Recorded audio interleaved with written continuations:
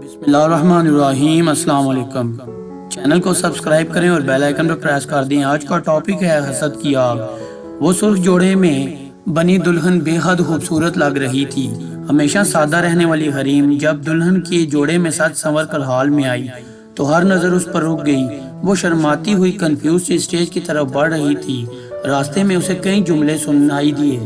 माशाल्लाह कितनी प्यारी लग रही है, इस पर बहुत रूप आया है, प्यारी जोड़ी है दोनों की। वहीं एक जुमला पर वो चौंक गई। मामूली सी लड़की है मीसनी, अपनी अदाएं दिखाकर लड़के को बेवकूफ़ बना लिया। ये जुमला उसकी समातों से टकराया तो वो एक लम्हा के लिए जैसे उसके कदमों ने चलने से इनकार कर दिया। उसे इस तरफ देखने की ज़रूरत नहीं थी, बिना देखे वो जानती थी वो कौन थी। वो उसकी माँ थी रज़िया, उसकी सौतेली माँ। वो खुद को संभालती हुई स्टेज पर आ गई, मगर उसका ध्यान अब अम्मी पर था।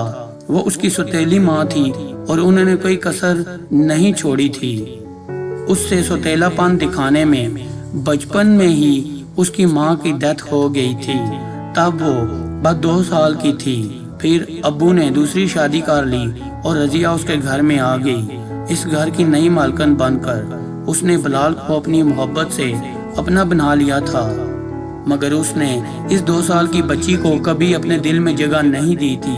फिर जब उसकी बेटी इशाल पैदा हुई तब तो वो उससे ऐसे चिढ़ने लगी थी जैसे वो उसकी शक्ल से भी नफरत करती हो।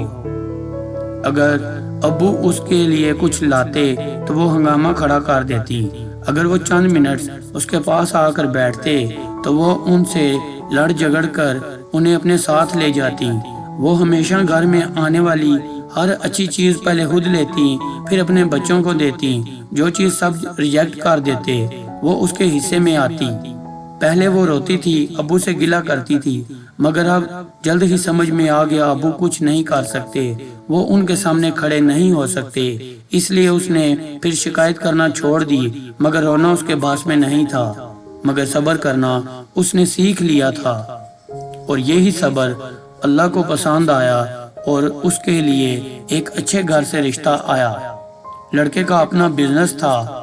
एक बहन थी जिसकी शादी हो चुकी थी। उसको तो यकीन नहीं आ रहा था इसके लिए इतना अच्छा रिश्ता कैसे आ गया था। शायद सब महरूमियों का अजाला होने वाला था। मगर तब वो सदमे से 2-4 हुई जब अम्मी ने इन लोगों को हरीम के बारे में ये कहकर पीछे हटने को कहा कि वो एक बदकिरदार लड़की है, और उन लोगों ने हरीम के बजाय इशाल को पसंद कर लिया। और ये बात हरीम के लिए किसी सदमा से कम न थी। उसे इस बात का दुख नहीं था कि अम्मी ने उसके लिए आने वाला रिश्ता इशाल की तरफ मोड़ दिया था, बल्कि उन्होंने उसके किरदार पर कीचड़ उछाला था।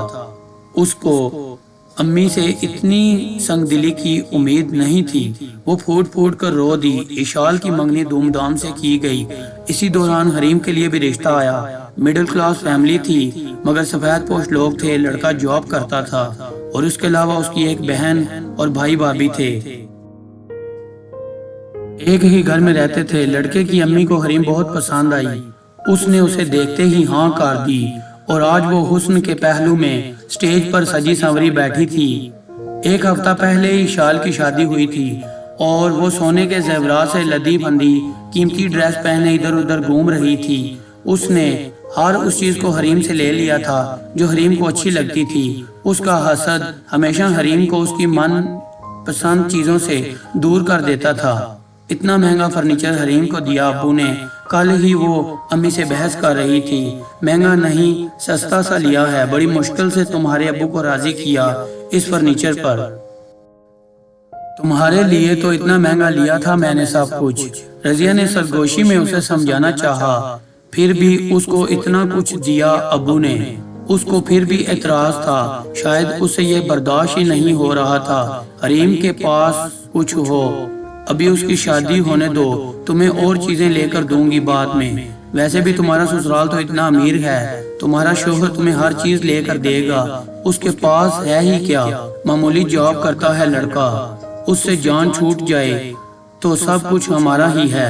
मैं तो बस कोशिश कर रही हूँ जो जमीनों में उसका हिस्सा है वो उसको ना मिले, इसलिए उसको ये सब देने दिया कि कल को कह सकूं इतना कुछ लेकर दिया है, अब इसका कोई हिस्सा नहीं बचा यहाँ। रजिया ने बेटी की तसल्ली करने के लिए उसे अपनी आइंदा की प्लानिंग बताई और इशाल की आंखें जगमगा उठी। वाह अम्मी, आप तो बहुत चालाक हैं, वैसे भी मेरा इसका क्या मुकाबला है, मेरी तो अब शान और शौकत ही बहुत ऊंची है। इतने जेवरात पहले ही दिए, शादी पर मुंह दिखाई में 5 तोले का सेट अलग दिया मेहरान ने। वो फख्र से बताने लगी और रजिया अपनी बेटी की नजर उतारने लगी। अल्लाह मेरी बेटी को हासदीन के हसद से बचाए। वो उस पर से सुर्ख नोट वारते हुए बोली, मेहरान ने दूसरी शादी कर ली। इशाल का रो रो कर बुरा हाल था और रजिया उसको तसल्ली दे दे कर थक गई थी। हरीम ने भी अपनी बेटी के साथ परेशान सी उसको देख रही थी। मैंने भी उसको कह दिया है कि इसने इस चुड़ैल से शादी की तो मैं उसको छोड़ दूंगी। अब मैं भी देखती हूँ कैसे उससे शादी करता है। इशाल ने रोते रोते गुस्से से कहा, और यही तुम्हारी गलती थी मेरी बच्ची, उसने तुम्हें तलाक भेज दी। अब्बू ने पेपर उसके सामने टेबल पर डालते हुए कहा, क्या वो मेरी बेटी को तलाक कैसे दे सकता है? रजिया ने बेयकीनी से अपने शोहर को देखा, फिर उन पेपर्स को देखा, जबकि इशाल शाक के आलम में अब्बू को देख रही थी। हाँ, उसने तलाक दे दी इशाल को। ये सब तुम लोगों के हसद का नतीजा है। तुमने हरीम से वो रिश्ता छीनने के चक्कर में ये भी जरूरी जानना नहीं समझा लड़का कैसा है, किस किरदार का है। हरीम से हसद में इतनी अंधी हो गई तुम दोनों कि कहीं उसका रिश्ता यहाँ तय न हो जाए। तुमने इस रिश्ते को हमेशा की तरह अपनी बेटी की तरफ मोड़ दिया, जैसे पूरी जिंदगी तुमने हरीम के हिस्से की चीज अपने बच्चों की तरफ मोड़ ली। मगर अफसोस, इस बार हसद में तुमने अपनी बेटी के लिए हरीम के हिस्से का नसीब ही मोड़ लिया। तुमने अपनी बेटी के लिए किसी की गोद से हसारा छीन कर अपनी बेटी की झोली में डाल दिया। और हरीम को देखो, आज वो इज्जत से अपने शोहर के साथ उसके छोटे से घर में रहती है, उसकी बच्ची है, और इशाल के हिस्से में सवाए रुसवाई के कुछ नहीं आया।